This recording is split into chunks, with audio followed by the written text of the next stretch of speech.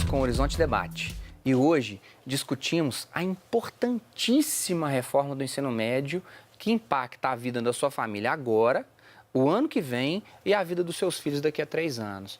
Professora Aparecida, quando a professora Sandra estava colocando os desafios logísticos de se implantar isso, você pediu a palavra, por favor. Eu achei interessante que a professora comentou sobre o Dornas, né? A observação do Dornas. Só que o Dornas tem que lembrar que, ao invés dele discutir ou ele entrar nessa questão, talvez o sindicato ao qual a confederação que ele se baseia deveria estar brigando junto aos nossos governantes. E aí, professora, que eu acho que deveria estar dizendo o seguinte: quem vai pagar essa conta? Eu acho que para de fazer com que as escolas tenham tantos e tantos impostos. Acho que o governo tem que dizer: é bom para o Brasil fazer essas reformas? Quer que a escola particular que realmente tome frente em alguns quesitos? Então, é necessário também que o nosso governo pare de taxar tantos impostos em cima da escola particular.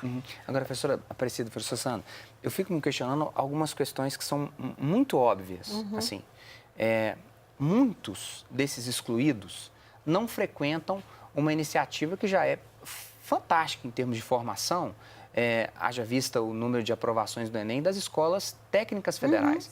O Cefet, o Coltec, que são escolas de ampla excelência. De muita Só qualidade. que são meninos que chegam das classes mais abastadas e que não serão técnicos, definitivamente. Esses meninos serão ótimos engenheiros, ótimos cientistas da computação, né? Serão ótimos nisso. Agora, aquele menino que vem de uma classe excluída, lá do Vale do Jequitinhonha, que chega para cá, o pai veio com pouca condição, da classe trabalhadora menos abastada, esse menino daria um salto de qualidade, porque o capital cultural valorizado desse menino seria amplamente dado nessas escolas federais. E aí eu não entendo por que não remodelar e ampliar algo que já dá certo, exatamente, para poder fazer algo desse tipo. Assim. Quer dizer, me parece que a política do governo anterior, não é, tanto do governo Lula quanto do governo Dilma, tinha uma direção, né, muito mais voltada, concretamente voltada para uma educação de qualidade e uma educação que, de fato, incluísse aqueles que nunca tiveram muita oportunidade de estar numa escola. Eu acho que a gente pensar com a classe média, média alta, com a escola particular, é uma outra realidade e ainda assim, não é? Eu acho que o senhor Dornas, em certa medida, ele tem razão quando ele diz: para que as escolas particulares se preparem para a reforma, elas terão que aumentar as mensalidades. Não... Agora, matematicamente, ele diz que não é possível. Sem dúvida. E aí, o que pode ocorrer? A boa vontade governamental pode... Não é questão de boa vontade, porque neste governo atual não existe boa vontade. Se existisse, ele teria dado continuidade ao debate que já foi instaurado com a sociedade para a discussão e a definição de caminhos mais adequados para os nossos jovens. Agora, todos. No início do novo mandato dos prefeitos, o prefeito de Contagem, o secretário de Educação de Contagem, quis fazer muitas mudanças, né? 4 bimestres, 25, 25, 25, 25, a volta da nota, a volta do boletim, a volta de reprovação. Ele quis uma mudança com relação aos ciclos, a uma exigência maior de planejamento e controle do professor e do pedagogo. Só que quando ele passou isso para a rede municipal de Contagem, houve uma insatisfação, houve de novo essa discussão logística, será que vai ser factível ou não? E depois ele retrocedeu. Ele teve que retroceder, ele retrocedeu. Porque primeiro não tinha pedagogo para poder tocar aquele projeto. Exatamente. Né? A quantidade. Recursos que ele tem. O que nós vamos fazer com a reforma? A reforma é aquele famoso cumpra-se. O que nós vamos fazer? Olha, eu penso o seguinte, como diz o filósofo, né, Cortella, a escuridão está aí. O que a gente pode fazer? Acender velas. Porque a gente tem que tentar. Fizemos isso com a Lei 5692, Fizemos isso com a 7.044, porque as reformas vieram todas, assim, empacotadas. Nunca a sociedade brasileira, em especial os educadores, foram ouvidos. Nunca. Nenhum governo eu considero que a gente foi ouvido. Aparecida, acho que eu vou discordar de você. Só terminar essa questão. Deixa Só terminar essa questão. Eu acho que nós nunca fomos ouvidos. Primeiro, que se nós levarmos em consideração o notório saber, eu acredito que o ministro da Educação deveria ser educador. Sim. Começa por aí o notório saber, ser eliminado por aí, para que nós pudéssemos realmente falar de uma educação, a princípio, feita pelos educadores e para os educadores. Um segundo momento é que nunca, em momento algum, mesmo na rede pública, nós não podemos dizer que os nossos jovens estão sendo bem atendidos, porque não estão. Nossa escola pública está muito aquém do que estamos pensando em reforma. Ela precisa, talvez, por isso que aí eu concordo, precisamos trabalhar muito mais o português e a matemática, desenvolver essas duas habilidades. O inglês é realmente a língua da atualidade. Os nossos jovens precisam do inglês.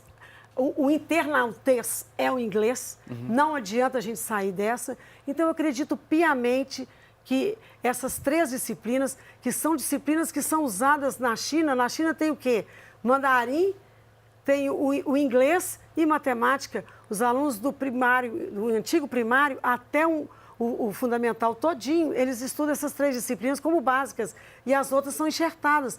A Finlândia, idem, também trabalha com disciplinas comuns e os outros são enxertados como projetos de desenvolvimento. Olha só, eu gostaria de fazer algumas ponderações. Sim. Até para o nosso público não é, entender melhor e entender, por exemplo, que a realidade na China não é a nossa realidade, que a realidade na escola da Finlândia não é a nossa realidade. E nós já sabemos, historicamente, como que fazer modelos copiados, tentarmos transpor realidades, por exemplo, norte-americanas para a nossa realidade, nunca deu certo. Agora, uma outra ponderação também que eu gostaria de fazer é o seguinte, e eu como professora, pesquisadora, que formo professores, educadora, eu não diria que nós jamais participamos de alguma coisa nos governos desse país. Por quê? Primeiro, nós não podemos esquecer da Constituição de 1989, e não é por acaso que ela é chamada de Constituição Cidadã. Naquele período, a mobilização social foi enorme, de praticamente todos os setores da sociedade. Sim. E eu diria... Uma lei geral, né? Uma lei ampla, né, professora? Notadamente, não é, dos setores vinculados à educação. Se nós temos hoje, né, e este governo tende simplesmente a passar por cima disso tudo, né, uma lei que obriga ou que obrigava, não é, o ensino da cultura afro-brasileira, isto não foi feito por decreto simplesmente, isto é resultado dos movimentos sociais, especialmente dos movimentos negros. Foram conquistas desses segmentos da sociedade, não é? E conquistas por quê? Porque nós tivemos um período aí de governo com o PT que foi um governo minimamente sensível para ouvir a sociedade. Então, eu não me sinto assim, não é? Nunca, jamais participei, fui ouvida. Fui ouvida e pude participar, sim. Não é? Quando nós falamos da educação especial, é mais ou menos a mesma coisa, não é? Quando nós falamos das políticas de cotas,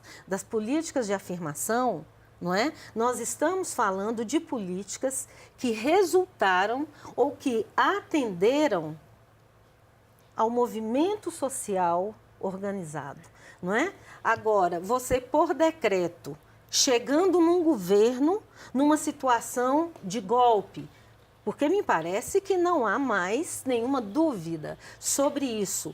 E decretar uma mudança no ensino médio desta forma é uma mudança que ela pode até favorecer as escolas particulares que atendem, não é, as classes médias e altas da nossa população e que são alunos, como você disse, que podem fazer um Cefet, um Coltec, que podem fazer uma escola do Sebrae de altíssimo nível, não é? Mas nós sabemos que por herança, por tradição e pela posse dos diversos capitais, estes meninos, eles já têm mais ou menos um caminho traçado. Agora, a maioria absoluta da nossa população jovem não se encaixa nesse perfil. Por que que nós vamos tirar deles a capacidade de terem uma formação mais humanista? Sim. Não é? Professora Sandra, professora Aparecida, eu vou de novo retomar, professora Aparecida, no terceiro bloco com o início da sua fala. Vamos para um breve intervalo. E a sua vida, e a vida dos seus filhotes que estão aí por perto, ela também vai ser impactada.